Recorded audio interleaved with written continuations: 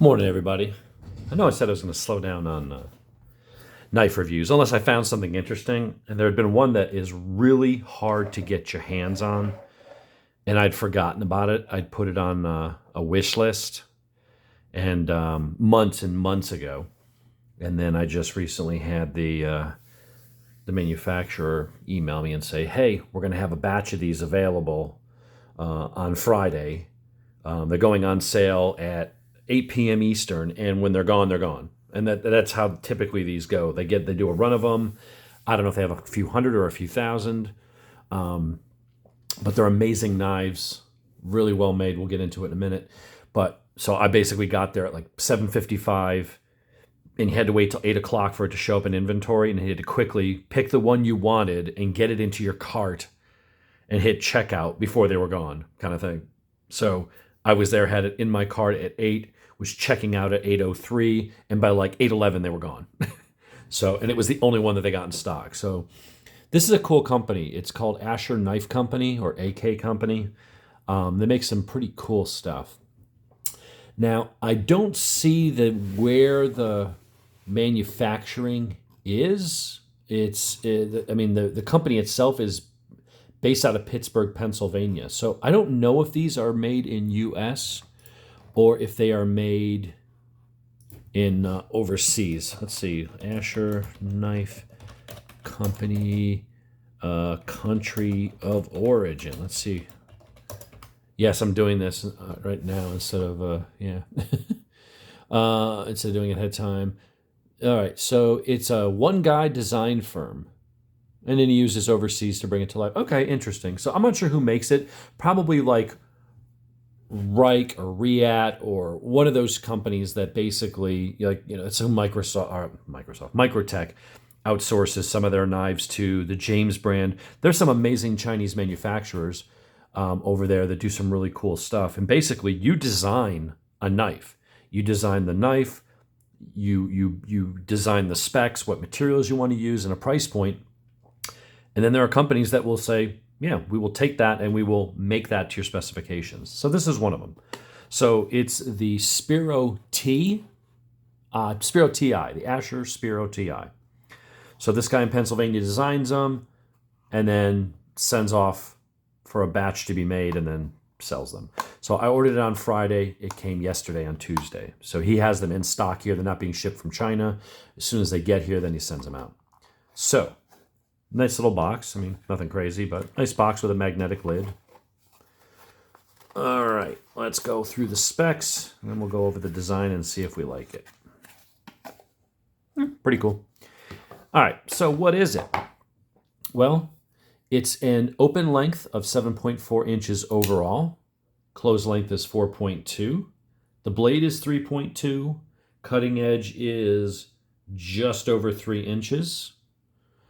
It's on brass caged ceramic ball bearings. All the fasteners are stainless steel using standard, I think, T8 bits. It does have a steel insert because it is a titanium frame lock. Weighs 3.8 ounces, so it's not a bug out by any means, but for its size and all that metal, it's actually fairly light. Thickness is under half an inch. It's at 0.42, and the blade's thickness is 0.097, so fairly thin blade. We'll get into the blade in a minute. So the main materials here are stone-washed titanium. So the entire frame, the back spacer, all that is titanium. It's tip up only, and it does have a reversible pocket clip. If you look real close, there's a channel right there. So if you take out that screw, you just flip it over, it slides down into that channel, so there's really no wiggle left or right, and then locks in, and you just switch the screw. Pull that screw out, put that in, and there you go. The lanyard, which I don't need, is hidden, which is what I like. I don't hate it. It's just, why burrow and just drill a hole in a handle? For most of us, I don't think use lanyards. I'm trying to think of the last time I ever saw somebody with a lanyard. So I do like that. For the folks that like it, it's there. Let's see, we got a blade stop in there. The blade is S35 VN. So good blade steel. Really nice, sweet action. It's got the thumb there, sort of like a Spyderco, although it's elliptical. And for that, I'm finding that when they go with that elliptical, I know that why they don't, let's get some spider codes out here. I know that why they don't use that, because you see how much of that blade has to stick out? They're trying to keep this very slim, almost Sembenza-ish. I almost wish they would just have a thumb stud, but I can work with this. I mean, I typically just roll the knife out. You can flick it, but I noticed that you have to be particular with how you do it, because it is thin. Your thumb can skip off, so you almost have to kind of come down in. This is one of those knives that probably, if you're a fan of the reverse flick or whatever, you might like that better. Maybe. It's kind of weird because, again, your finger slides out of that. So I would say that would, so far, that would be my one gripe with the knife, is that if it was a taller blade, so you had more of it sticking out, but when you look at the size of the hole, it's kind of small, and it even gets slightly recessed. So the hole there kind of gets smaller. So that's where, and because it's titanium, it's not micarta or G10, something with grip, you can reverse flick it, but you got to be careful because it has a tendency to want to slip out of your hand. So for this knife, unless you're going to sit there and just, really practice it and keep your finger out of the way, you got to get it just right. And that's the reason why I don't like the spidey-flick, is because, if you pick up this knife and you want to do it, it's a different, you got to line your hands up, your fingers in a different place. But then if you're going to do it with this knife, well, then you got to rearrange it. And so the people say, well, the efficiency of, because when you flick it open, your hand's already there.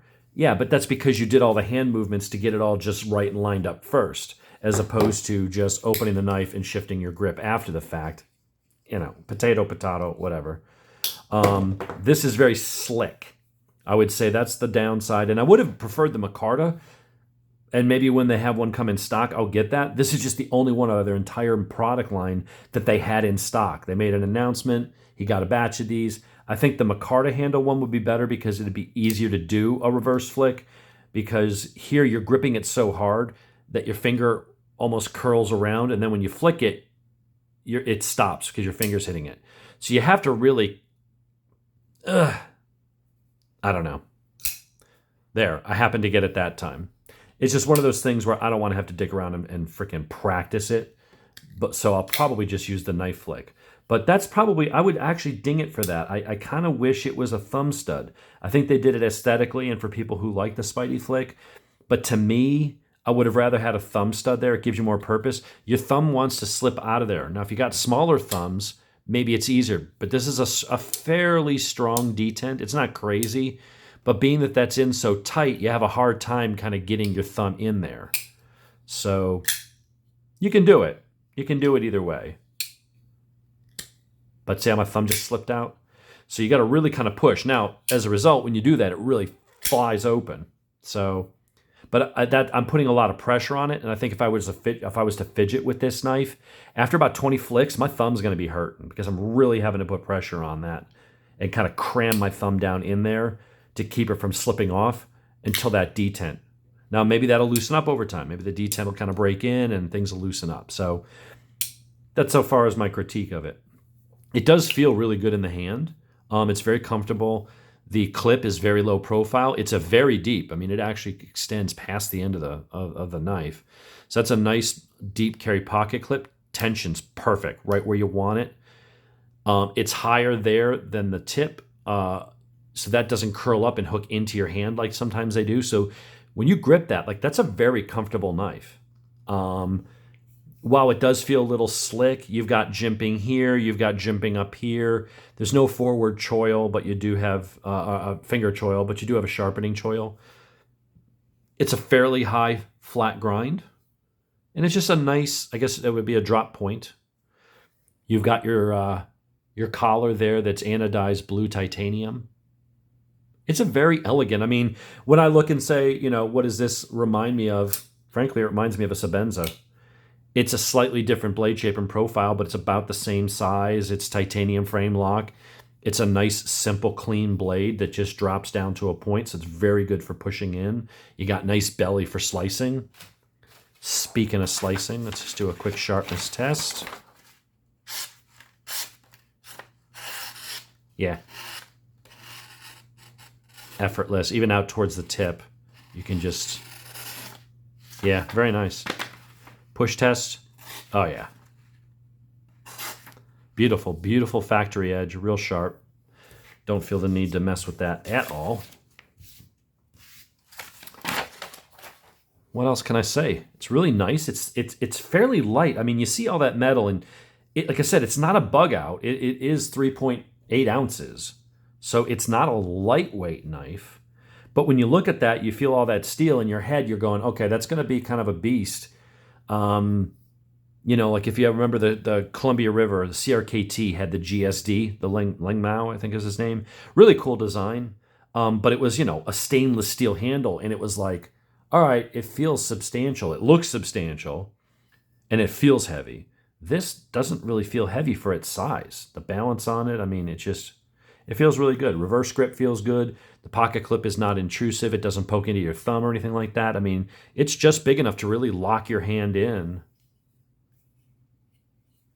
while it is slippery this way. That jimping here helps.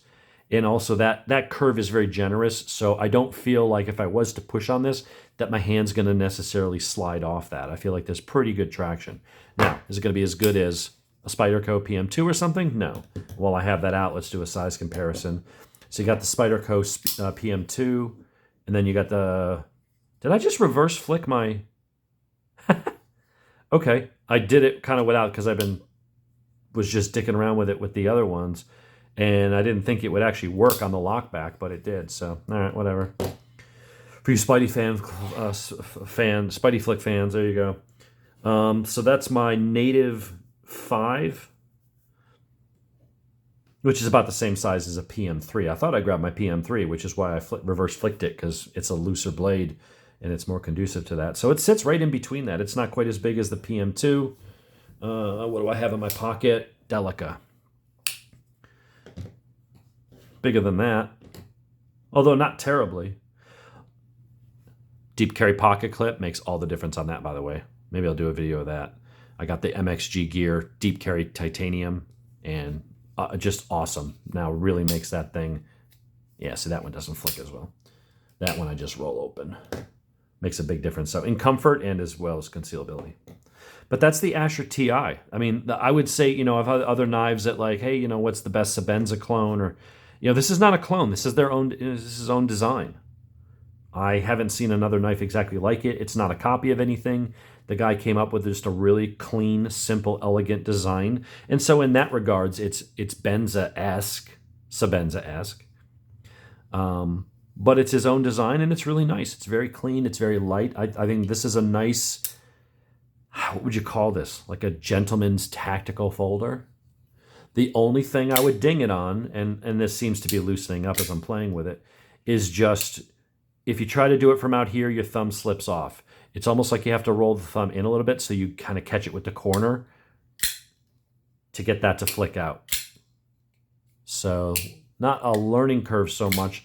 And that may be something that affects me. Maybe I've got a bigger thumb. If you've got bigger thumbs, you might struggle with that. If you got smaller hands and a smaller thumb where your thumb is physically thinner and smaller and it kind of fits down into that thing, but mine's kind of rotting off the top of it. I have to put my thumb at a certain angle to kind of get it down in there. That's my only critique. Other than that, it's beautiful, it's clean, it's titanium, it's S35 VN. Oh, and it's $125.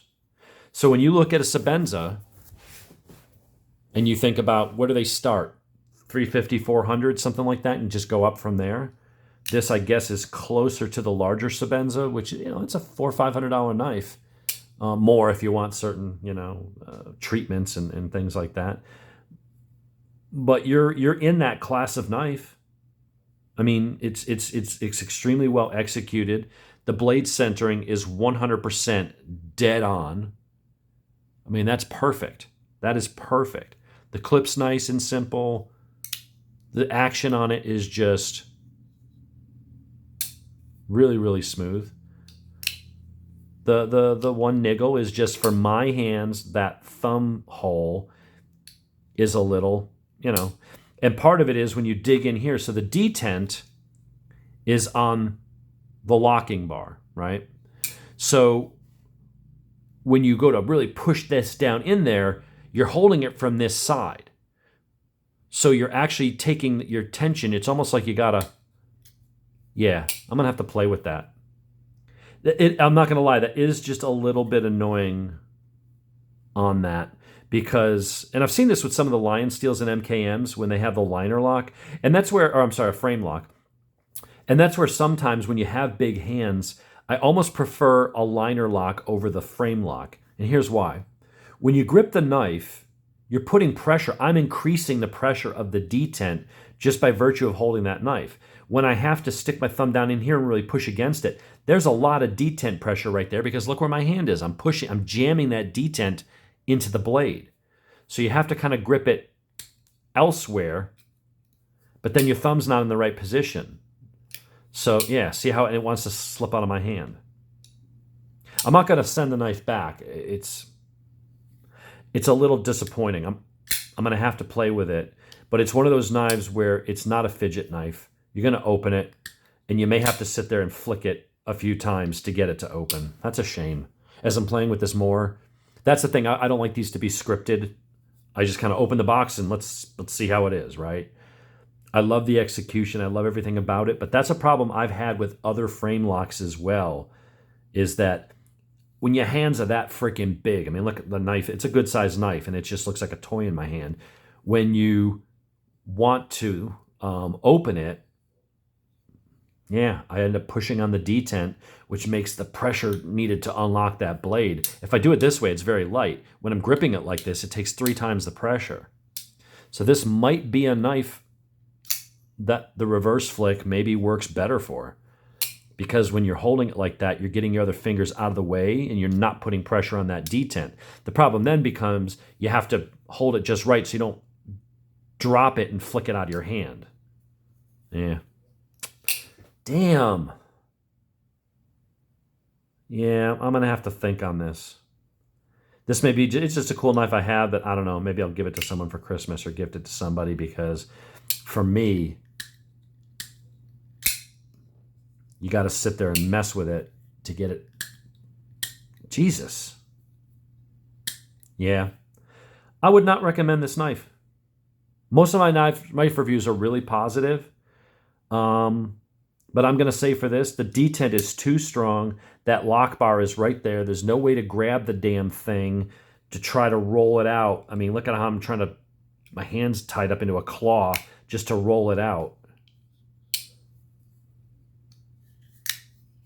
Maybe that's how I'll do it. Pinch it and then finish it with my thumb. That's probably the way that would be the most consistent, is to pinch it and roll it. That's a damn shame. It really is. Damn. I wanted to like this knife so much. I was like, this is going to be like amazing. And in so many ways it is. But that deployment, it's impossible to grip the knife because it's so slick. You want to get a hand on it so you don't go and throw it on the ground and ding the shit out of it. But yeah, title of this is going to be an amazing knife with a fatal flaw. The deployment, it's too slippery. There's no traction. And you're struggling to get the fucking thing open. That will not be making it into my carry rotation. Asher knives, you really should have thought about that. I can't be the only one that's having this problem with the deployment. The detent's way too strong for a knife that slippery. And there's just not enough there. The hole is small. And it gets even smaller because about 10% of it, 15% of it ends up going inside the handle. So you really have such a narrow, and that's where you're trying to grip it hard and you're increasing the pressure, and it's counterproductive. Yeah, I'm really having to push that. And then when it does, of course, it flies open, but I'm putting so much pressure, but there's no way to grip the damn thing.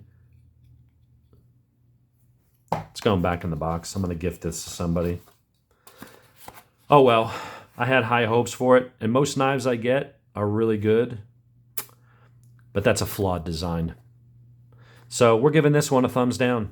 It's a beautiful knife with one glaring flaw, so I would not recommend it. Kind of bummed. Well, that's what it is. Most of the knives end up being really good. Sometimes they don't live up to the hype. I waited 6 months to get on the mailing list and get one of these, and I got it, and I'm like, I wanted to love it, but yeah. We'll give that to somebody for Christmas. We'll see which of my friends or family members is the lucky one. And maybe they won't buy, I'm being picky about it. Maybe other people won't care. Maybe other people will just take the damn knife and, open it up and use it. And in that regard, it's a good knife. It's going to cut. It's going to work well. It's tough. It's well made. It's beautiful. But the whole purpose of one-handed opening is to facilitate simple one-handed opening. And it's so hit or miss because it wants to slide out of your hands. The reverse flick, I'll give you guys this bone even though I hate the reverse flick. That might be the only way that this knife works. But even there, you see it almost skipped out of my hand. And that's what you need is with a really razor sharp knife to open it, have it deploy, and then go foomp and break the tip hitting the ground or poke a hole in the couch or stab yourself in the leg. That's going to be my feedback. I'm going to actually send it to them. The deployment, there's no way to grip the goddamn thing without putting crazy detent pressure on it. And I don't know of any way to alleviate that. It's a small handle, and I don't want to loosen the lock bar or anything like that. I don't know how to address that other than try to find another way to open it. Maybe that's going to have to be it. Maybe I have to practice the spidey-flick. But for now, I'm going to put a recommendation of nah. That's the recommendation. Nah. Anyway, oh well, can't win them all. Anyway, hope you guys enjoyed. Talk to you later.